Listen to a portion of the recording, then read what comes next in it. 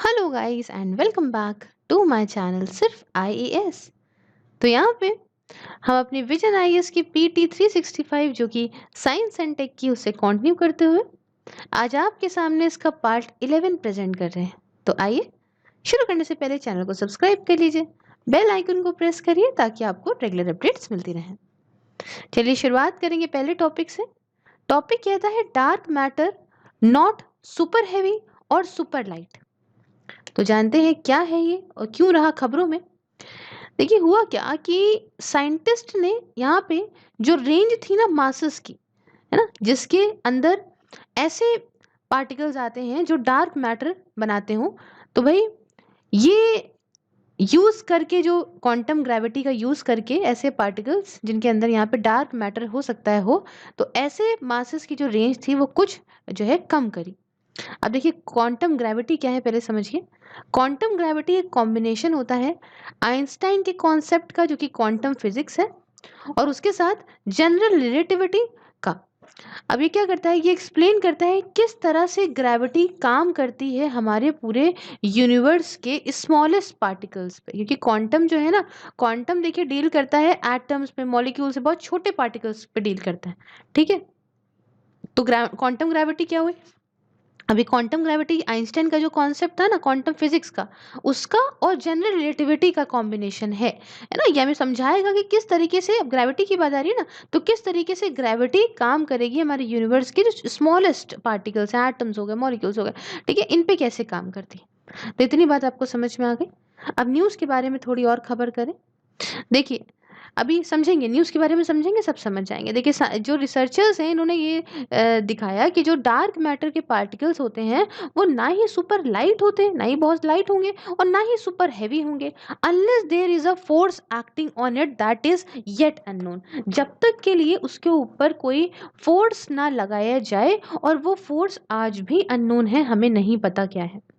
Dark matter और dark energy की बात करें तो ये दोनों मिल के 95% हमारे यूनिवर्स का कॉन्स्टिट्यूट करते हैं, बनाते हैं। रफली बताऊं तो 27% ये जो डार्क मैटर है जिसे हम मानते हैं यही रिस्पॉन्सिबल है गैलेक्सीज को एक साथ रखने के लिए। जितनी सारी गैलेक्सीज है ना, इनको जो एक साथ रखा हुआ है ना, ये 27% डार्क मैटर ही की वजह से ऐसा है। और बाकी का जो 68% बचा, ये यूनिवर्स का, ये माना जाता है कि ये डार्क एनर्जी से बना है, जिसकी वजह से क्या होता है कि यूनिवर्स लगातार एक्सपैंड हो रहा है। समझे। अब डार्क मैटर देखिए कंप्लीटली इनविजिबल है टू लाइट। अब लाइट से इसको देख नहीं सकते, किसी भी तरीके के इलेक्ट्रोमैग्नेटिक रेडिएशन से आप इसको नहीं देख सकते, है ना। तो इसलिए बहुत ही मुश्किल हो जाता है कि इसको डिटेक्ट करना। अभी जो हमारे पास अभी के करंट इंस्ट्रूमेंट है, इनसे हम इनको डिटेक्ट नहीं कर पा रहे हैं इस डार्क मैटर को। हालांकि अगर हम ग्रेविटेशनल इफेक्ट को देखें तो इसके जो ग्रेविटेशनल इफेक्ट हैं वो काफ़ी ज़रूरी हैं हमें एक्सप्लेन करने में, मोशंस को, क्लस्टर्स ऑफ गैलेक्सीज के, साथ में हमारा स्ट्रक्चर क्या है पूरे यूनिवर्स का लार्जेस्ट स्केल पे, हम ये समझ सकते हैं। तो ग्रेविटेशनल इफेक्ट्स ही काफ़ी ज़रूरी है, इनके थ्रू हम इसको समझ सकते हैं। इतनी बात समझ में आ गई। बढ़े नेक्स्ट टॉपिक की तरफ। टॉपिक कहता है Saturn tilt cause by it's moon. जो सैटर्न टिल्ट है वो उनके चंद्रमाओं की वजह से, मतलब उनके उसके मून की वजह से, है ना। ये हमारी मून है जिसको यहाँ पे मून के नाम से जानते हैं। खैर, अब जानते हैं यहाँ पे न्यूज़ के बारे में कुछ बात। तो न्यूज़ ये कहती है कि भाई कुछ टीम ऑफ रिसर्चर्स ने बात रिपोर्ट करी कि जो सैटर्न का एक्सेस है ना, जो एक्सल टिल्ट है ना, ये किस वजह से है मालूम है। ये वजह से है क्योंकि ग्रेविटेशनल पुल है सैटर्न के मून का, as they migrate away from their host planet, है ना। ये यहाँ से जब हटे तो भाई दूर है, और जब अपने सैटर्न से दूर होने की वजह से इनका जो ग्रेविटेशनल पुल है, ठीक है, जो खिंचाव है, इस वजह से सैटर्न का जो एक्सल टिल्ट है वो हुआ है। तो ये बताया हमें कुछ रिसर्चर्स ने। अब बात आगे ये बताई कि इन्होंने ये भी प्रेडिक्ट करा कि जो प्लैनेट है वो टिल्ट होता रहेगा फ्यूचर में भी, आने वाले भविष्य में भी, फ्यू बिलियन ईयर्स तक ये और टिल्ट होता रहेगा, टिल्ट होता रहेगा, टिल्ट होता रहेगा। समझ रहे हैं, ये भी हमें पता चला। अब हम कुछ मिशंस की बात करें जो सैटर्न पे गए हैं। एक गया है पायनियर 11, जिसे लॉन्च किया है नासा ने, और ये ऐसा पहला स्पेसक्राफ्ट था जो यहाँ पे सैटर्न को बहुत ही क्लोज से पढ़ने गया था, समझने गया था। मिशन खत्म हो गया था 1995 में। दूसरा गया वोएजर 1 एंड 2। ठीक है, ये लॉन्च किया था, ये भी नासा ने लॉन्च किया था।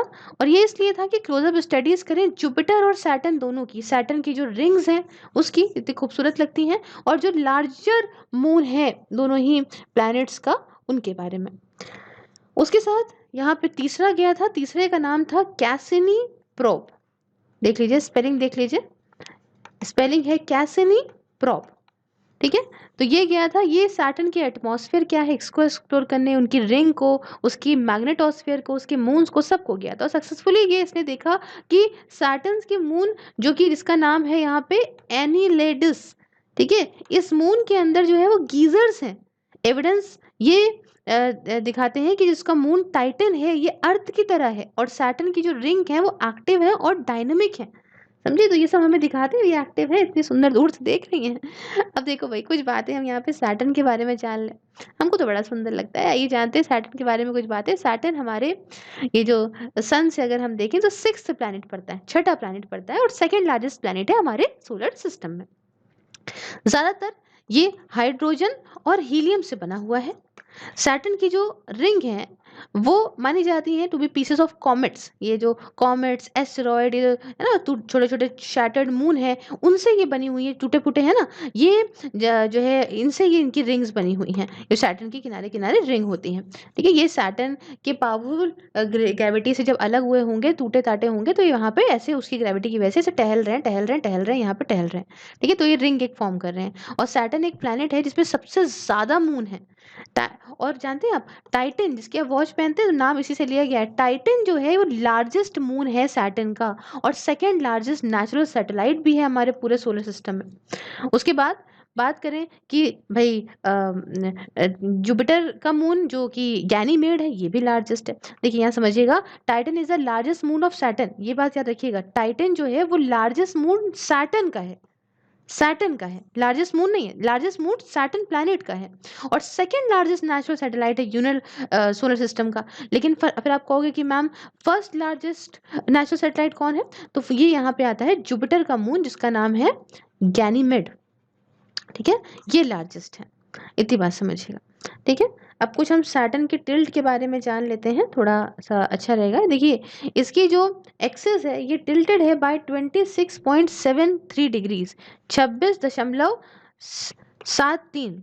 ठीक है, यहाँ पे इतने डिग्री से जो है ये टिल्टेड है, इसकी जो एक्सिस है with respect to its orbit around the sun, which is smaller to Earth. Earth की कितनी है आप जानते हैं, 23.5 डिग्री टिल्ट है हमारा अर्थ। आप जानते हैं ना कि भाई हमारा अर्थ जो टिल्टेड है वो 23.5 है, लेकिन इसका क्या है 26.73। इसका मतलब ये है कि अर्थ की तरह ही सैटर्न में भी सीजन्स देखने को मिलते हैं। आप जानते हैं ना, सीजन्स तो हमारे क्यों देखने को मिलते हैं, क्योंकि हमारा जो अर्थ है वो टिल्टेड है, और इसी वजह से यहाँ पे आप ये अंदाजा लगा लो कि अर्थ की तरह ही सैटर्न में भी सीजन्स एक्सपीरियंस करता होगा। उसके बाद यहाँ पे एस्ट्रोनॉमर्स ने कहा कि जो अर्थ का टिल्ट है, देखिए टिल्ट ये इस तरह से होता है। ठीक है, ये तो खैर सैटर्न का है, मैं एक बात बता रही हूँ कि एक्सेस पर टिल्ट। तो अर्थ का जो टिल्ट है वो किस वजह से है, वो इस वजह से है क्योंकि उस समय जो प्लैनेटेसिमल्स थे उनके बीच में काफी ज्यादा एनर्जेटिक कोलिजन्स हुआ था, मतलब यहाँ पे लड़े थे आपस में, क्रैश हुआ था। और जिसकी वजह से क्या हुआ कि जब बाद में वो सब कुछ मैटर अपने हिसाब के मिले तो प्लैनेट्स बने। अब आप कहेंगे मैम प्लैनेटेसिमल क्या होता है, देखिए प्लैनेटेसिमल एक क्लास ऑफ बॉडीज हैं जिनको माना जाता है कि यही आपस में ही ऐसे ऑब्जेक्ट्स थे जो लड़े बड़े थे, जिससे अर्थ बना या दूसरे प्लैनेट्स बने। जब ये after condensing from concentration of diffuse matter early in the history of the solar system, है ना, जो ये मैटर एकदम से फट फट के बाहर आया, वो सब एक साथ आया, तो ये प्लैनेट्स और जो अपना अर्थ है ये सब बना। ठीक है, तो मतलब ये सोलर सिस्टम कैसे शुरुआत हुआ उस टाइम पे है हिस्ट्री में, सब ऐसे ही बने थे प्लैनेटेसिमल्स वगैरह से, तो ये माना जाता है। तो ये हमने कुछ बात करी, थोड़ा सा हम एक्सेल टिल्ट दे सकते हैं सैटर्न का। ये देखिए, ये सेलेस्टियल इक्वेटर है, उसके साथ ये एलिप्टिक है, ये साउथ सेलेस्टियल पोल है, ये नॉर्थ सेलेस्टियल पोल है, ये रोटेशन एक्सिस है, ये एक्सेल एक्सेल टिल्ट होता है ना। तो ये इस तरीके से इसकी रिंग वगैरह है। बढ़ते हैं नेक्स्ट टॉपिक की तरफ। टॉपिक कहता है रीसेंट स्पेस रिलेटेड फिनोमिना और फाइंडिंग्स के बारे में। तो क्या हुआ रिसेंटली स्पेस में और क्या पता चला, जाइए जानते हैं। पहला टॉपिक कहता है एस्ट्रॉइड 16 साइकी के बारे में।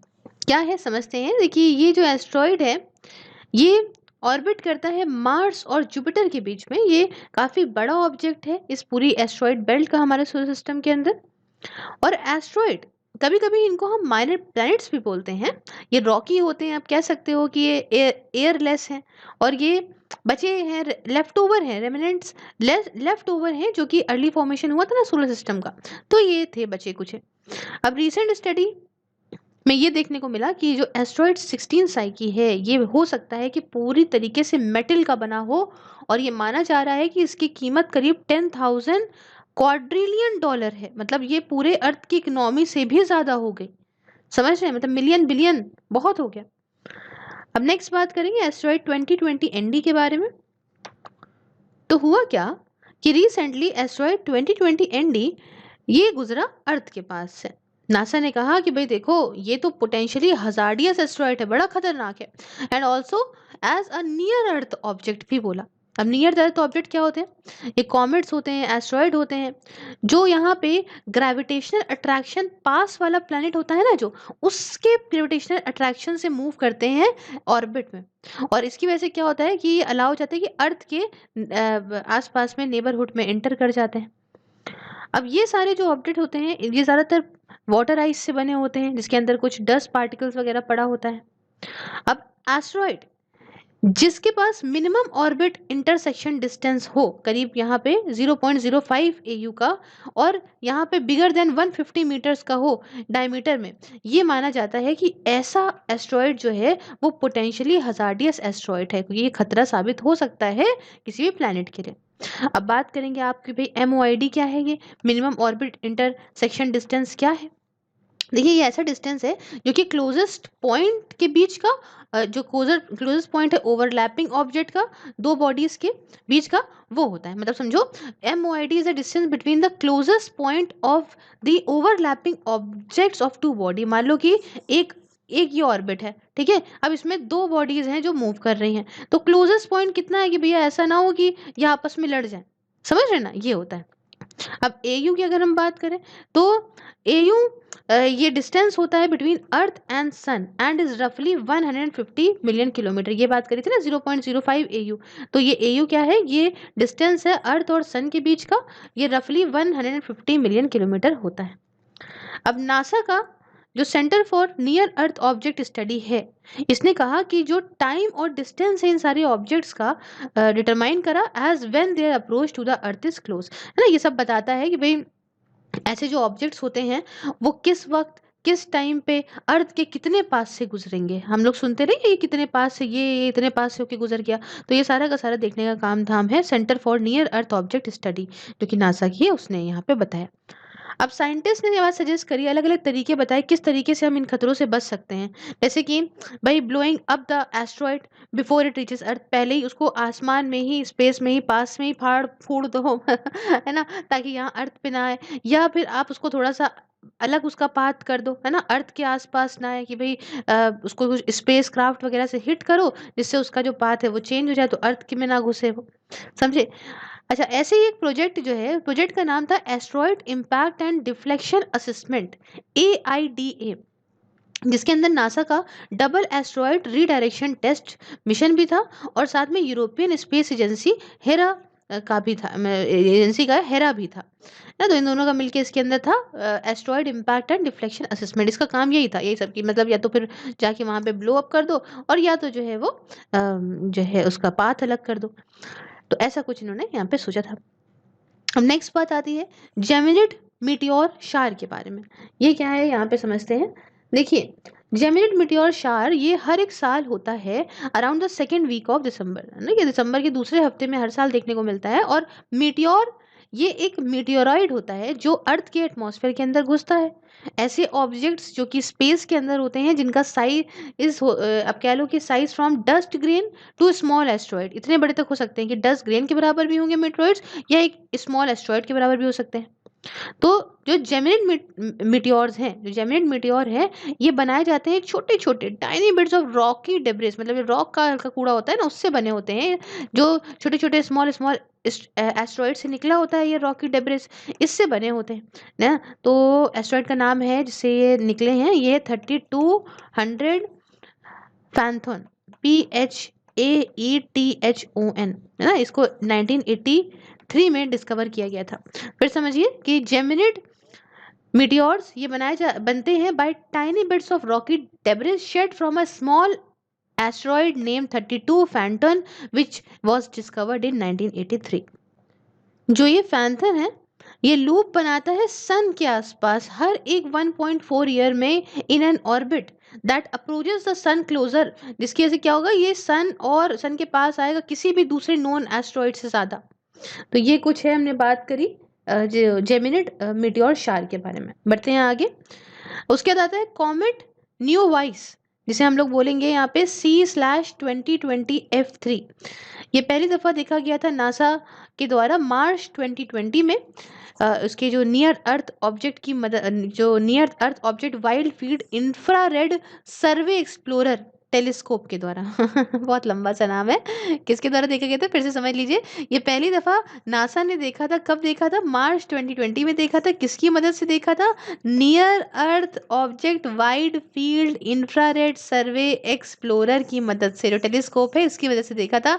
और कॉमेट्स क्या होते हैं, कॉमेट्स एक डस्टी स्नोबॉल्स हैं जो सन पे के आसपास ऑर्बिट करते हैं। ये बने होते हैं आइस से, ठीक है, इसके जैसे कि पानी से या कार्बन डाइऑक्साइड, अमोनिया, मीथेन, ये सब मिक्स होती है डस्ट के साथ में। और ये सारे मटेरियल्स ना ये निकल के आते हैं from time when solar system was formed ना, पहले से ही है ये, उस समय निकल के आया, सोलर सिस्टम बन रहा था तब ये मटेरियल सारे के सारे बने थे। नेक्स्ट बात करें, मिल्की वे लुक अलाइक गैलेक्सी फाउंड। अब मिल्की वे जैसी दिखने वाली एक गैलेक्सी और देखने को मिली है। अब देखिए एक extremely distant look alike Galaxy जिसका नाम रखा है SPT041847, ये मिल्की वे की तरह दिखने वाली गैलेक्सी पाई गई है जो कि हमसे 12 बिलियन लाइट ईयर्स दूर है। मतलब अर्थ से अगर देखें तो 12 बिलियन लाइट ईयर्स दूर है गैलेक्सी। बहुत क्या होती हैं आपको पता ही है कि ये लार्ज ग्रुप होती हैं स्टार्स का, गैसेस का, डस्ट का, जो एक साथ घूम रही होती है बाय ग्रेविटी, गुरुत्वाकर्षण शक्ति के माध्यम से।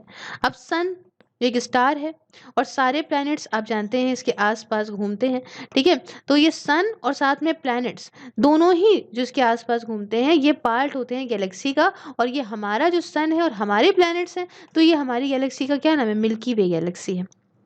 उसके साथ एंड्रोमेडा गैलेक्सी, जिसे मेसर 31 M31 या NGC 224 के नाम से भी जाना जाता है, ये नियरेस्ट मेजर गैलेक्सी है मिल्की वे की, मतलब मिल्की वे के पास वाली यही गैलेक्सी सबसे पास। ये स्पाइरल है अपने शेप में, ठीक है, और विजिबल है, अगर आप नेक्ड आई से देखो तो दिखेगी भी अर्थ से। और इसका सेम मैग्नीट्यूड है वायरल मासेस का जैसे कि यहाँ पे मिल्की वे का है, ठीक है। नेक्स्ट टॉपिक कहता है प्रॉक्सिमा सेंटोरी के बारे में। तो हुआ क्या कि एस्ट्रोनॉमर्स जो थे ये यहाँ पे देख रहे थे एलियन लाइफ है कि नहीं है। तो भाई इन्होंने रिसेंटली बड़ा ही इंटरेस्टिंग चीज देखी कि रेडियो वेव्स का एमिशन हुआ जो कि प्रॉक्सिमा सेंटोरी के पास से आ रही थी। अब ये क्या है प्रॉक्सिमा सेंटोरी, ये नियरेस्ट स्टार है सन से, सन भी एक स्टार है उसके पास ही पड़ता है। और ये 4.2 लाइट ईयर्स है सन से दूर जो है। इसका मास करीब देखें तो 8th है सन के मास से, एंड काफी डिम है अगर आप इसको अर्थ से देखोगे नेक्ड आइज से, ठीक है। बढ़ते हैं नेक्स्ट टॉपिक की तरफ। कहता है एक्सट्रीम हीलियम स्टार EHE।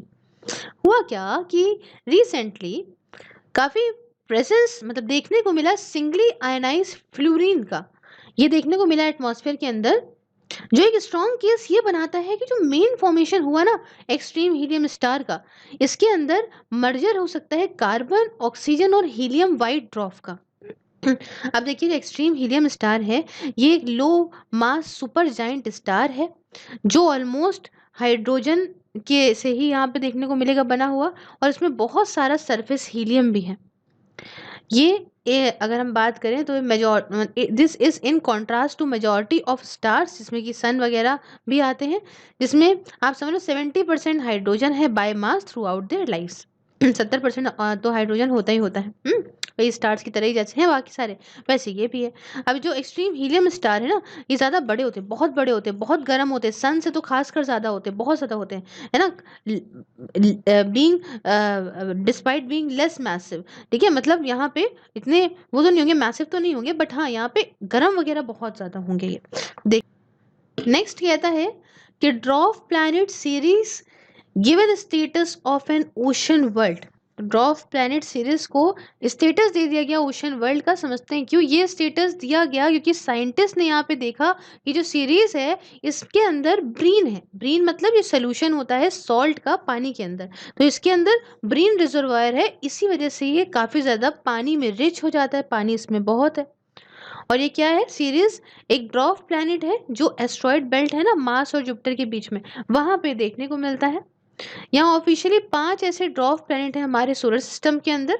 बाकी के 4 अगर मैं साइज के हिसाब से बताऊं तो पहला आता है एरिस, दूसरा आता है मेक, तीसरा है होमिया और आखिरी में आता है ये सीरीज। अब क्राइटेरिया क्या होता है अगर किसी प्लैनेट को ड्वार्फ प्लैनेट बनना है तो समझिएगा, गौर से समझिएगा। Body orbits around the sun, ये जो बॉडी हो वो सन के चक्कर लगाती हो। सैटेलाइट नहीं होना चाहिए किसी भी प्लैनेट का। इसने कोई भी मतलब has not clear the neighbourhood around its orbit, मतलब अपने ऑर्बिट के आसपास कोई ऐसा क्लियर नेबरहुड को, मतलब आसपास के पड़ोसी को क्लियर करके ना आ गया हो। उसके साथ इतना मास हो इसकी ग्रेविटी का, है ना, मतलब इतनी ग्रेविटी हो भैया, इतना मास हो कि ग्रेविटी इसकी जो है वो किसी रफली स्फेरिकल शेप के जो ऑब्जेक्ट है उसे खींच सके अपनी तरफ, है ना। तो मतलब इतनी ग्रेविटी होनी चाहिए भाई प्लैनेट अगर हम आगे लगा रहे हैं नाम तो। फिर बात आती है Venusian atmosphere rotate faster than the planet itself. समझते हैं क्या है क्या नहीं है। देखिए वीनस जो है ये 243 अर्थ डेज लेता है रोटेट करने के लिए वंस अराउंड इट्स एक्सेस। अगर इसको एक अपने एक्सेस पे चक्कर लगाना है तो ये 243 दिन लेगा अर्थ के हिसाब से, ठीक है। Despite this very slow rotation, इतना स्लो रोटेशन होता भाई, हम तो इतनी जल्दी लगा लेते हैं, तो इतना स्लो रोटेशन होने के बावजूद भी वीनस की एटमॉस्फेयर जो है ना वेस्टवर्ड जो वो रोटेट करती है, वो 60 गुना ज़्यादा रोटेट करती है उसके प्लान मतलब वीनस के रोटेशन से, मतलब अपने प्लैनेट के रोटेशन से 60 गुना ज़्यादा तेज़ ये वेस्टवर्ड रोटेट करती है वीनस की एटमॉस्फेयर। तो ये फिनोमिना को ही बोलते हैं सुपर रोटेशन। ये पहली बार 1960s में डिस्कवर किया गया था। और वीनस की एटमॉस्फेयर काफ़ी थिक होती है, इसमें क्लाउड्स हैं सल्फ्यूरिक एसिड के। इसके एटमॉस्फेयर जब यहाँ पे गर्म हो जाती है, इतनी ज़्यादा गर्म हो जाती है कि इसे हॉटेस्ट प्लैनेट बना देती है सोलर सिस्टम का। अब देखिए सन जो है, सन भी प्लैनेट को जहाँ पे रोशनी पड़ रही होती है, जहाँ पे पड़ रहा होता है उसकी सूरज की रोशनी, तो उस साइड से तो गर्म बना ही देता है ना, और भी गर्म कर देता है, जिससे एटमॉस्फेरिक टाइडल वेव्स चलने लगती हैं टेम्परेचर डिफरेंस की वजह से विद द नाइट साइड। अब मान लो एक साइड पे सन की वेव्स पड़ रही हैं, बहुत तेज रेस पड़ रही हैं, वेव्स कह रही हूँ, रेस पड़ रही हैं बहुत तेज, तो ये साइड तो और गर्म थी और गर्म हो गई, तपने लग गई। अब जिस साइड नाइट है, जिस साइड डे साइड तो देखो तप रही है, और नाइट साइड पे भैया ठंडा पड़ा हुआ है, तो इसमें क्या चलने लगता है, एटमॉस्फेरिक टाइडल वेव्स चलने लगती है इस टेम्परेचर डिफरेंस की वजह से। और ये तो थर्मल टाइड्स होती हैं, ये एटमॉस्फेयर को पुश करती हैं अराउंड द प्लैनेट, और इसी वजह से क्या होता है, ये प्लैनेट इतनी तेज रोटेट करने लगता है। नेक्स्ट बात आती है ऑपोजिशन इवेंट के बारे में, समझते हैं क्या होता है ये। देखिए ऑपोजिशन जो है ये ऐसा इवेंट है जब सन, अर्थ और आउटर प्लैनेट, मतलब अगर मान लीजिए मार्स की बात करें इस केस में, तो ये एक साथ आ जाएंगे, लाइन अप हो जाएंगे with earth in the middle, और मिडिल में कौन होगा, अर्थ, ठीक है, समझे। सन, अर्थ और आउटर प्लैनेट अगर ऐसे मान लो ये इस तरह से। और जो टाइम है ऑपोजिशन का, ये यहाँ पे ऐसा पॉइंट है जब आउटर प्लैनेट टिपिकली ये भी जो है it is closest distant to the earth for a given year. मतलब होता क्या है, ये टाइम है ना ऑपोजिशन का, ये ऐसा ऐसा पॉइंट होता है जब आउटर प्लैनेट, इस केस में हम मार्स की बात कर रहे हैं, ठीक है। तो मान लो मार्स जो है वो सबसे ज्यादा क्लोजेस्ट है अर्थ के, साल में जो सबसे ज्यादा क्लोजेस्ट टाइम पे होता है, सबसे ज्यादा क्लोजेस्ट है। एंड इतने क्लोज होने की वजह से प्लैनेट ऐसा लगता है कि मतलब the planet appears brighter in the sky, इस वजह से काफी ज्यादा स्काई में देखने को ये बहुत ब्राइट ब्राइट दिखेगा।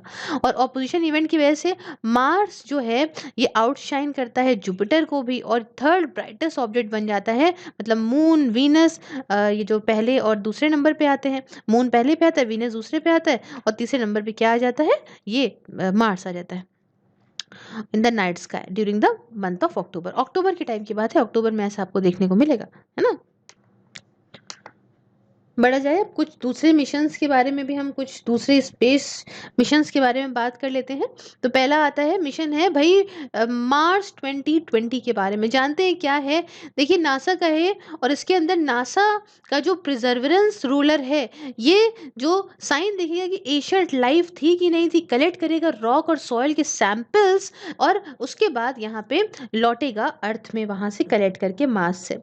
ये रोवर जो है इसके पास बहुत सारी चीज़ें हैं। सो यहाँ पे डेटा कलेक्ट करने के लिए, एनालाइज करने के लिए, वेदर कंडीशन वहाँ कैसी हैं, सब कुछ उसके अंदर इक्विपमेंट वगैरह लगा दिए गए हैं और वही इनको मदद करेंगे प्लान करने के लिए कि आखिरकार ह्यूमन मिशंस कैसे रहेंगे फ्यूचर में। जब सब डेटा आ जाएगा तो हमको पता चलेगा अब ह्यूमंस जा सकते हैं नहीं जा सकते, है ना।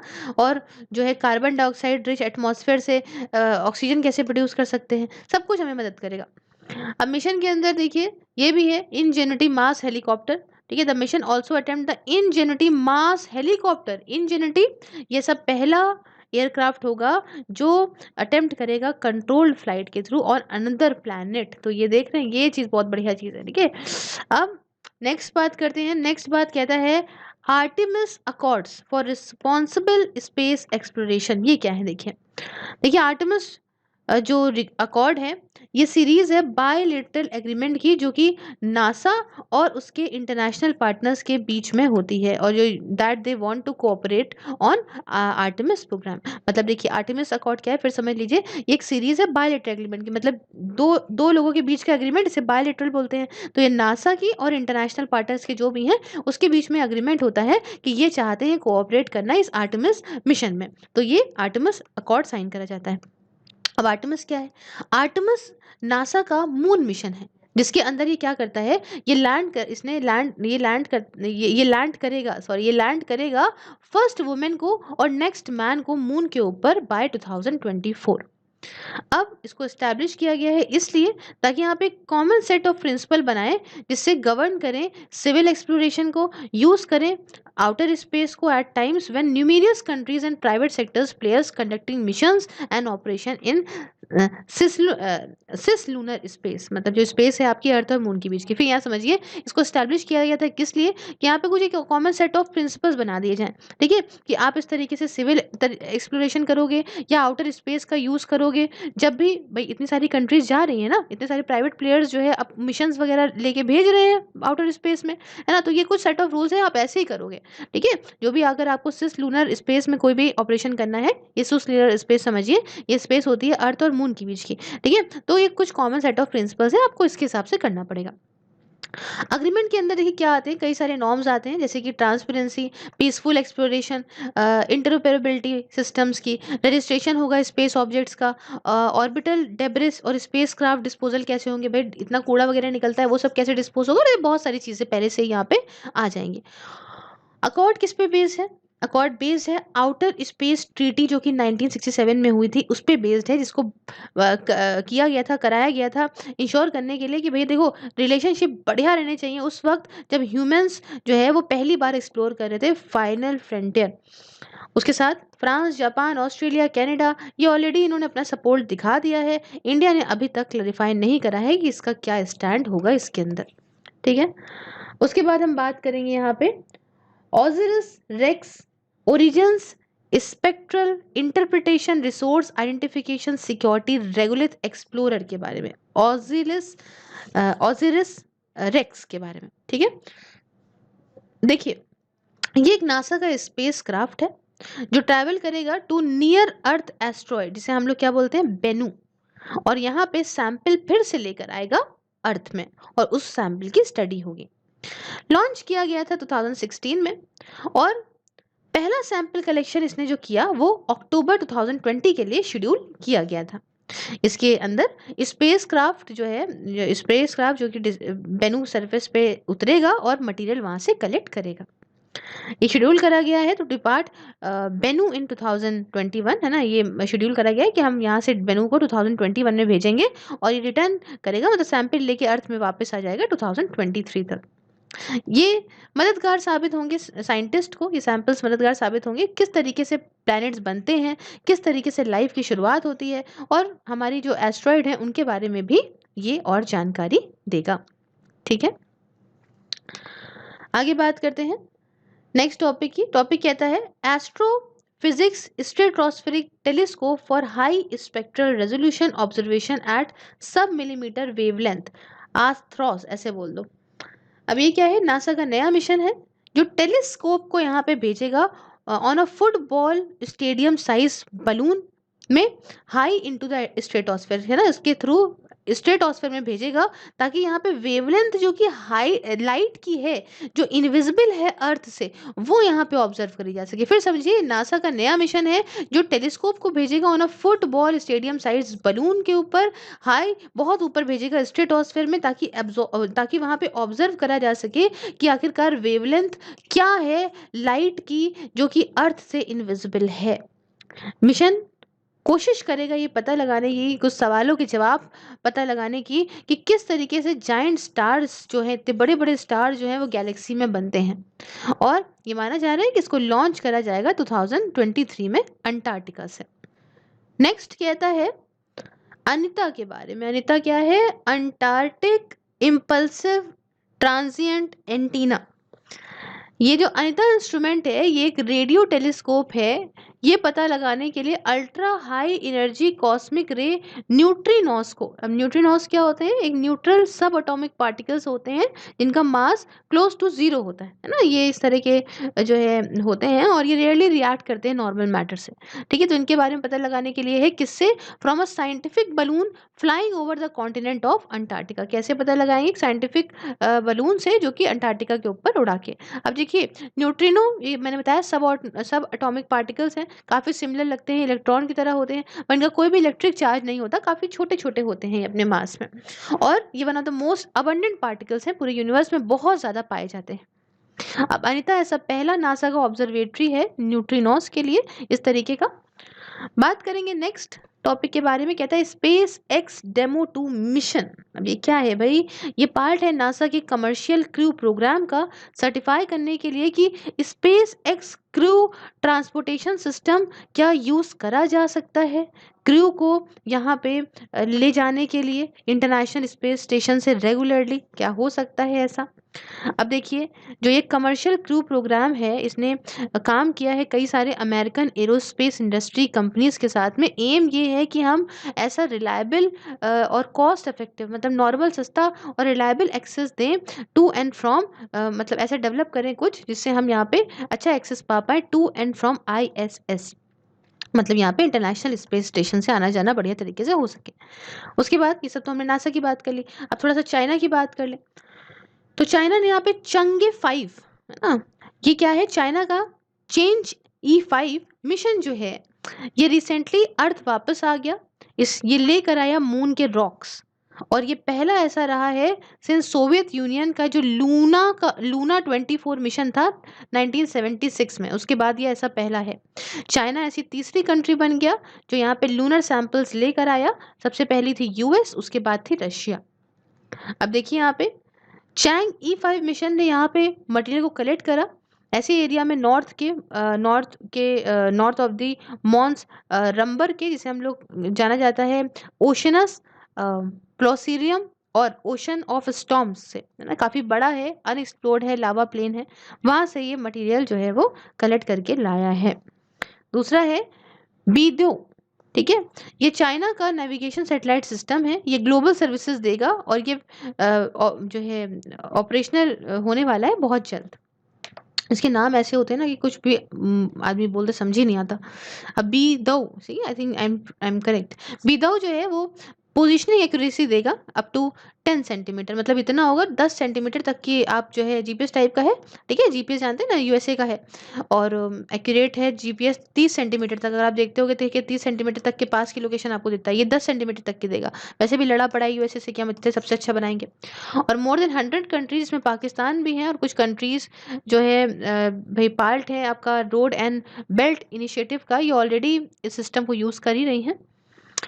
अब कोई दूसरे नेविगेशन सैटेलाइट सिस्टम की बात करें तो ग्लोनास है रशिया का, गैलीलियो है ईयू का मतलब यूरोपियन यूनियन का, जीपीएस है यूएस का सबसे ज़्यादा यूज़ करा जाने वाला, क्यूजेडएसएस है जापान का, और इंडिया का मैंने आपको बताया है अभी शायद लास्ट लेक्चर या सेकंड लास्ट लेक्चर में बताया मैंने, IRNSS हमने डेवलप करा है।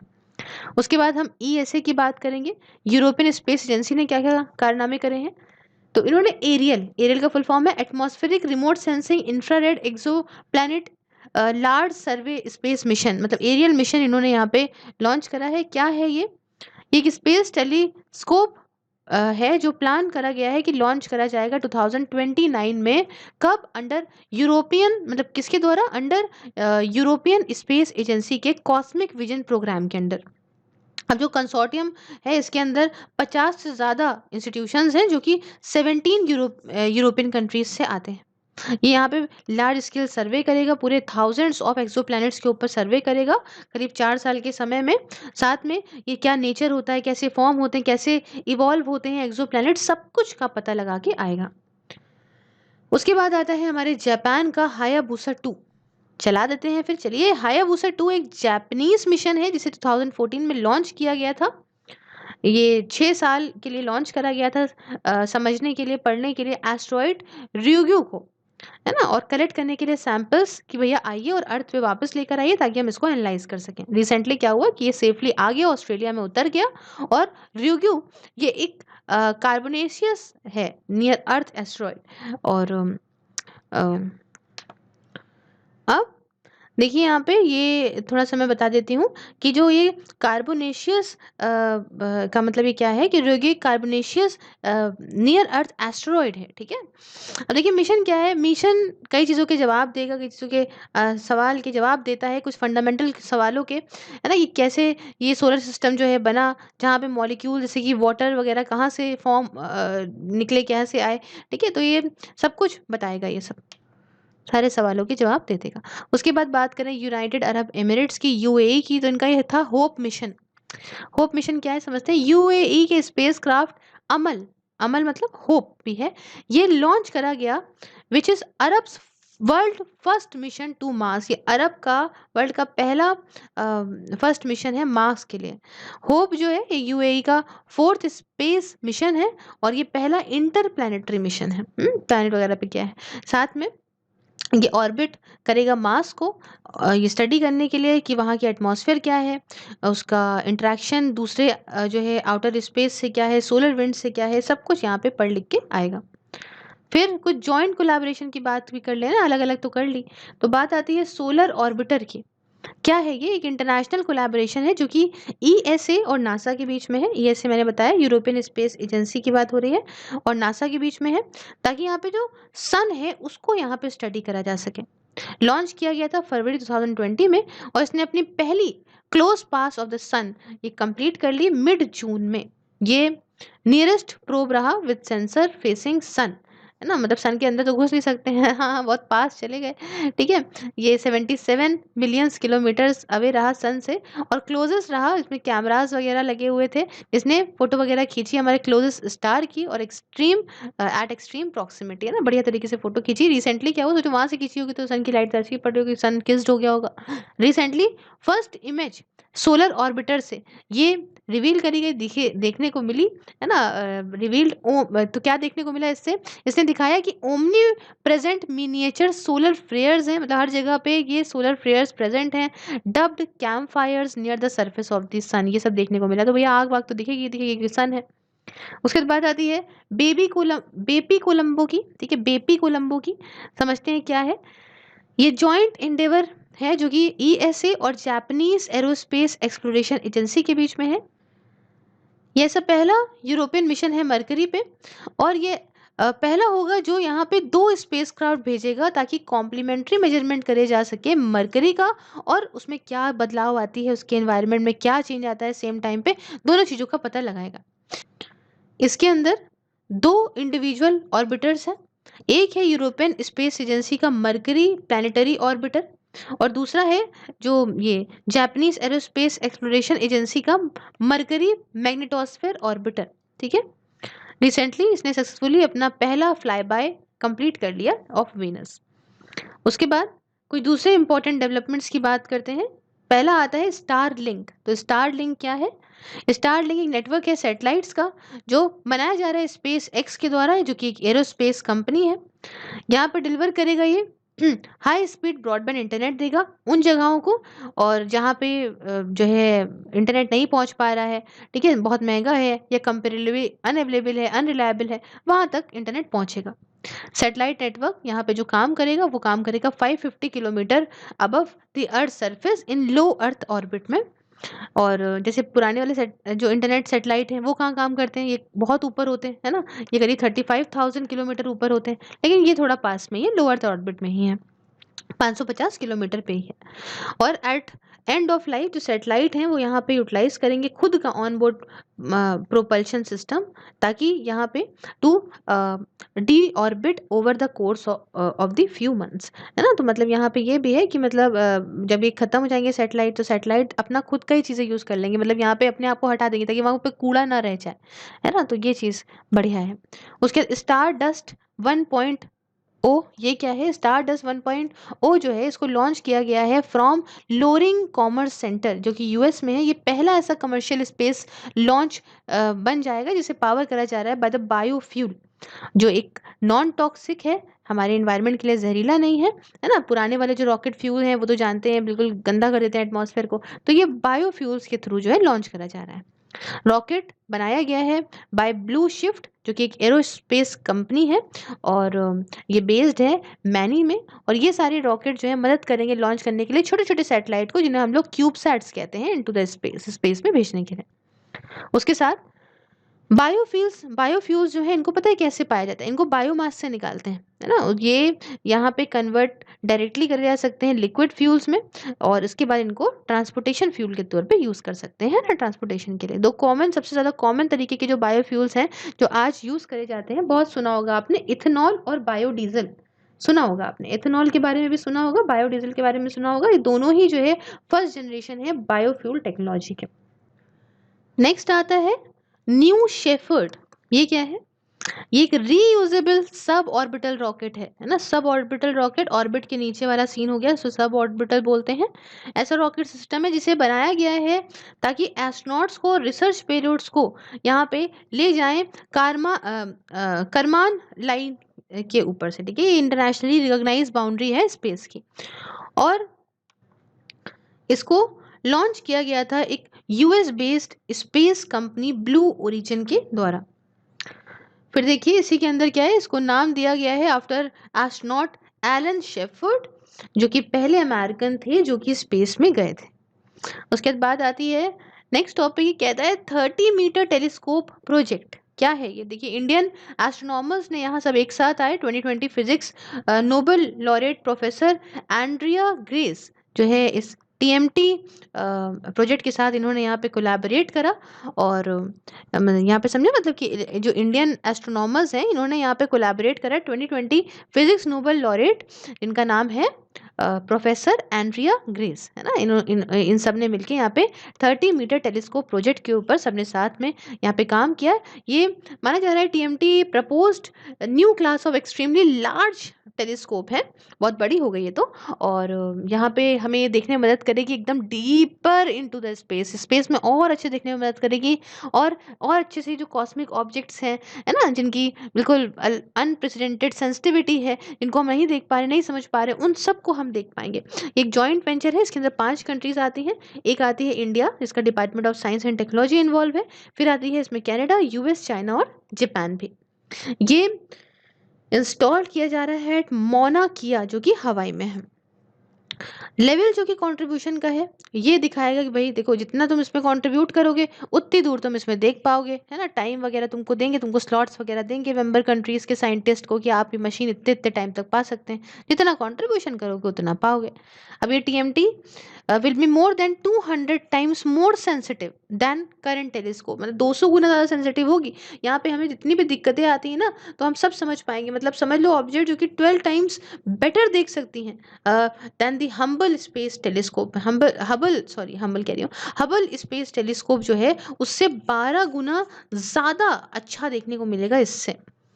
उसके बाद आती है आखिरी टॉपिक जो कहता है US spacecraft to be name after Kalpana Chawla. US का जो स्पेसक्राफ्ट है उसे कल्पना चावला के नाम पे रखा जा रहा है। देखिए समझते हैं। Next spacecraft carrying supplies to International Space Station, इसका नाम रखेंगे एसएस कल्पना चावला। जो नेक्स्ट स्पेसक्राफ्ट होगा जो सप्लाईज लेके जाएगा इंटरनेशनल स्पेस स्टेशन में, इसको कहा जाएगा एसएस कल्पना चावला।